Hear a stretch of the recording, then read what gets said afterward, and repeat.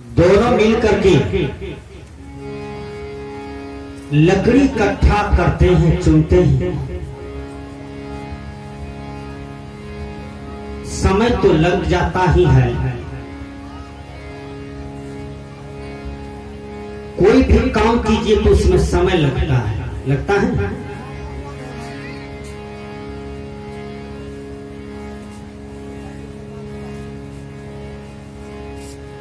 जब समय लग जाता है तब तक में शाम हो जाती है, संध्या हो जाता है।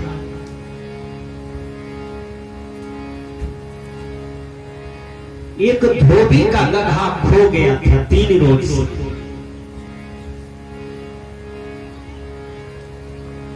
धोबी को कोई नहीं था, गधा था।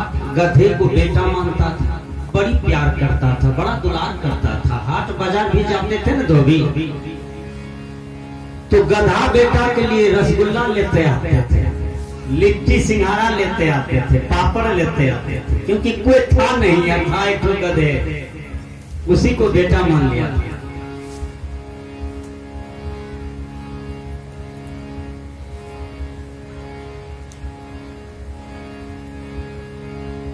धोबी गधा को खोज रहा था, नहीं मिल रहा था। खोजते खोजते उसी जंगल में पहुंच जाता है जहां लकड़हारा की पत्नी लकड़ी चुन रहे थे जलावन के। लकड़हारा की पत्नी कहती है, संध्या आ रही है, पतिदेव बहुत अंधकार हो जाएगा, जल्दी कीजिए, हमको डर लग रहा है, संध्या आ रही है। बगल में झाड़ी में एक बाघ बैठा था। लकड़हारा की पत्नी जो बार बार कहती थी कि संध्या हो रही है, हमको भय लगेगा, डर लगेगा, अब चलिए जंगल से, हमारा हृदय कांप रहा है। बाघ भी सोचा कि संध्या ऐसा कौन चीज है जो आएगा, इसको डर लगता है, भय लगता है, ये भागने की प्लान कर रहा है। इसका मतलब है कि संध्या कोई बड़ा चीज है, मजबूत चीज है, कहीं इसको मारपीट करेगा, कहीं हमको भी पकड़ लेगा, हमको भी पीटेगा। बाघ डर के मारे और सिकुड़ गया झाड़ी। वो धोबी गधा खोजते खोजते आया, तब तक में लकड़हारा की पत्नी दोनों गट्ठर बांधे जलावन का चले गए। शाम हो गया, काफी झलफाल हो गया, अंधकार हो गया, दिखाई भी नहीं पड़ने लगे। धोबी जी आए, वही झाड़ी के पास इधर उधर टॉर्च मारा तो देखा बाघ को।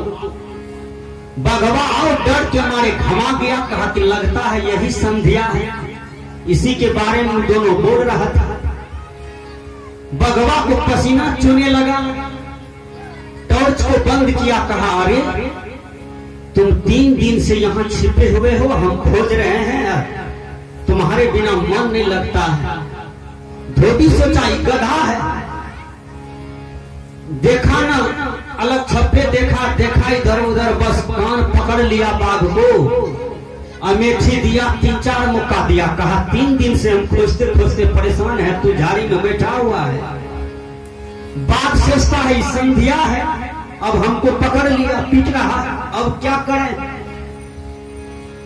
बाघ को डर से पसीना जा रहा था। गधा समझ करके कान मचाते हुए, थप्पड़ मुक्का देते हुए अन्हार में लाया, बस गुहाली घर में जोड़ दिया। गुहालियों घर में अन्हारे न होता है, चकाचक थोड़ा होता है, कहीं कहीं होता है। बांध दिया, सोचा ये मेरा गधा है, था बाघ। बांध दिया, आज भर रात खाने के लिए नहीं देंगे, 3 रोज से परेशान है, खोजते खोजते बैठे रहो, खाने के लिए नहीं देंगे। घरवैया खा पी करके सो गया। जब सुबह जगा है, आंख मलते मलते द्वार पर आया, देखता है बाघ, करके आरो तोड़ी कर, तो गधा की जगह पर हम तो बाघ को पकड़ करके लाए हैं। भागा वहां से 2 मंजिला पर चढ़ गया, वहां से हल्ला करता है, हे हो भाई साहब हमारे द्वार पर कोई नहीं आइए, कल के से किया, कल के गधा के जगह पर हम बाघे को पकड़ कर लाने छिए। अब सब डर के मारे इधर उधर हो गया। बघवा को ज्ञान हुआ कि अरे ये सब भी हमसे डरता है, ये सब भी हमसे कमजोर है। बाघ क्या करता है? बाघ को अपना बल का बोध हुआ, अपने आप का ज्ञान हो। बाघ अपनी भाषा में खूब जोर से हुक्काएं जैसा बोला और रस्सी तोड़ करके भाग गया जंगल में। क्यों? तो बाघ को अपना स्वरूप का बोध हुआ, अपना बल का बोध हो गया।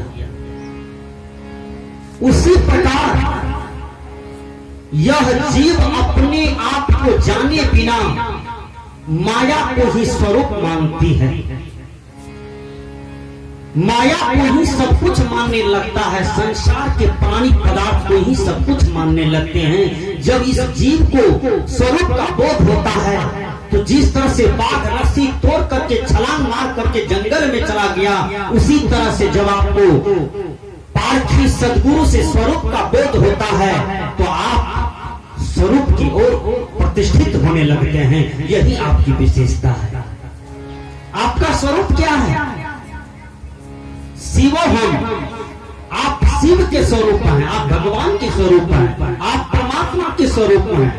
परमात्मा आपसे कोई पृथक चीज नहीं है, अलग नहीं है। सदगुरु कबीर कहते हैं, मोको कहां ढूंढे बंदे, मैं तो तेरे पास हूं। कितना सुंदर समझाते हैं।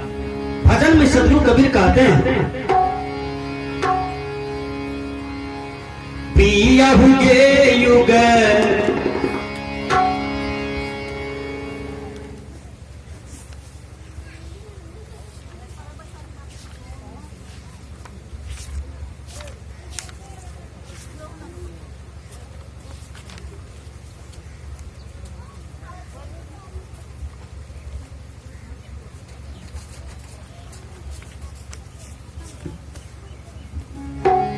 पियहुगे युग जियहुगे कोई राम रसिक रस, पियहुगे कोई राम रसिक रस, पियहुगे कोई राम रसिक रस।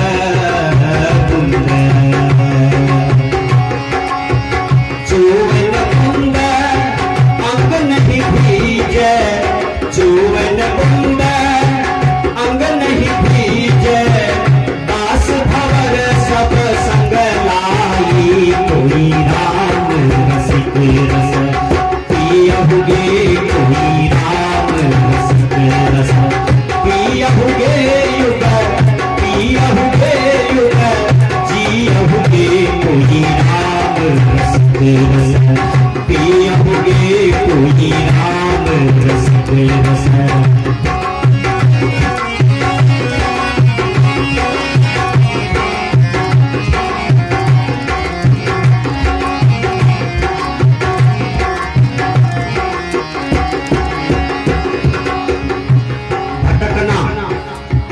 स्वरूप के ज्ञान बिना भटकना होता है। विचार कीजिए, है हाजिर कहीं दूर दिखावे दूर की बात निराशा। कहे कबीर सुनो भाई साधो गुरु बिन भरम न जासा। गुरु की ज्ञान के बिना वह भरम नहीं मिट सकता है। ये संसार को ये पता है कि हमारा नाम रमेश ठाकुर है तो हम रमेश ठाकुर हैं। उसको ये पता नहीं है कि देह में रहने वाला जो चेतन है आत्मा है वह भी कोई चीज है। यदि यह चीज का बोध हो जाए तो रमेश ठाकुर छूट जाएंगे, फेकन यादव छूट जाएंगे, लड्डूरन झा छूट जाएंगे। ये सब तो विकार है। यह सब तो एक सृष्टि को चलाने के लिए उपमा दिया जाता है, संज्ञा दिया जाता है, लेकिन यह आपका सही स्वरूप नहीं है। सही स्वरूप जो है वह तो आपके अंदर है। वो आप हैं, वो आप हैं। आपके सिवा संसार में ऐसी कोई सत्ता नहीं है जो सर्वोपरि है और श्रेष्ठ है। भगवान कृष्ण गीता में तो यही बताए हैं, सदगुरु कबीर यही बताए हैं। शब्द प्रकाश पढ़िए परम पूज्य सदगुरुदेव जी का, उसमें भी यही बात लिखा हुआ है। स्वरूप के बारे में सदगुरुदेव जी लिखाते हैं, साधकों को बताते हैं कितना सुंदर से। आज हम सबका जो भटकाव है किसी भी क्षेत्र में तो स्वरूप बोध के बिना भटकाव। हम अपने आप को जाने कि मैं कौन हूं, मैं देह हूं कि मैं आत्मा हूं। यदि इसका बोध हो जाएगा कि मैं देह नहीं मैं आत्मा हूं तो समझिएगा आपको सही बोध हुआ, सही गुरु मिले, इसलिए सही बोध हुआ। यदि स्वरूप का बोध नहीं हुआ, यह संसार में सदगुरु कबीर छोड़ करके अनन्य संत हुए, लेकिन स्वरूप के बारे में ज्यादातर किसी का चर्चा नहीं है। जो सदगुरु कबीर का चर्चा है स्वरूप के बारे में। इसलिए आपका अपना रूप, आपका आत्मा है, वह आपके अंदर में है। वह निर्भरांत बोध, बोधवान सदगुरु, वैरागवान सदगुरु, ऐसे गुरु की शरण में आप जाते हैं, आपको स्वरूप का बोध होता है। सदगुरु कबीर वही कहते हैं, हाय कोई राम का रसिक यदि है तो पियो, जो पिएगा वो अमर हो जाएगा, कृत हो जाएगा। सदगुरु कबीर वही बात कहते हैं। निगम रसाल चारि फल लागे तामह कीन समाई।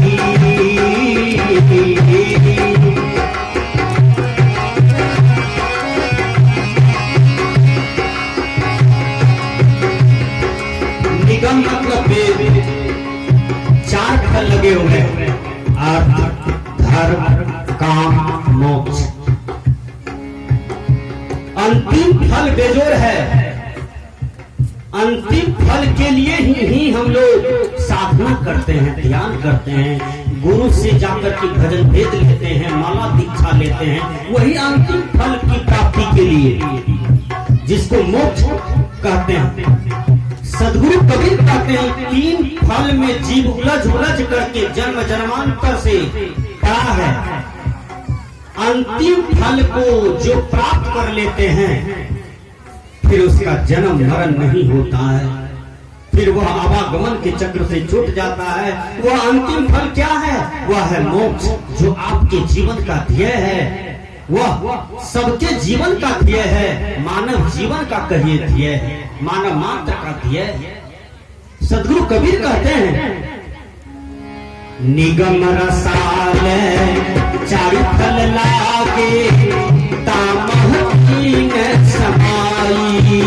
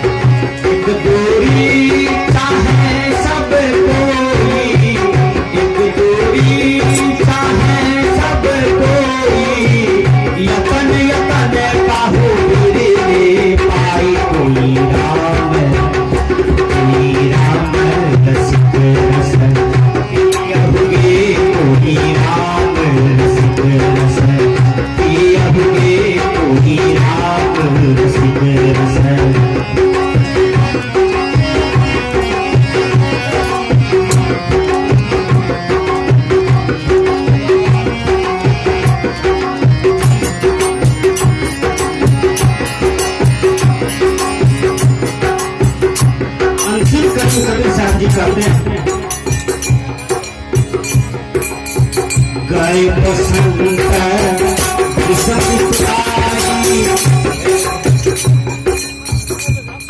कोई एक ही आदमी झाल बजाई, तीन झाल बजने लगे बेकार बेकार। गए बसंत कृष्ण ऋतु आई, बहुरी न तारी वर कर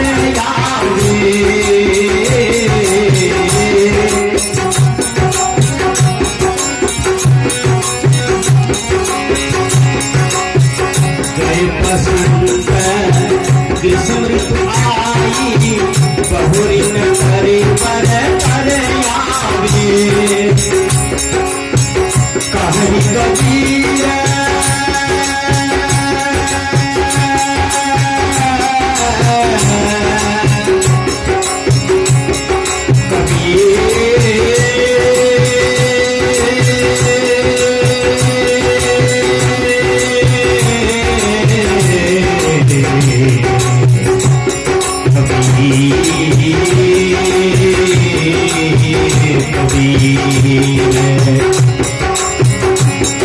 कबीर स्वामी सुख सागर, कहरी कबीर स्वामी सुख सागर, राम मगन हुए सो पावे।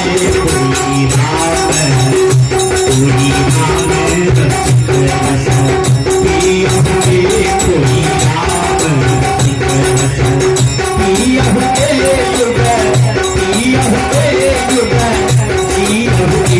कोई राम रसिक रस पिया हुए, कोई राम रसिक रस, कोई राम कोई राम कोई राम। बोलिए सद्गुरुदेव की जय।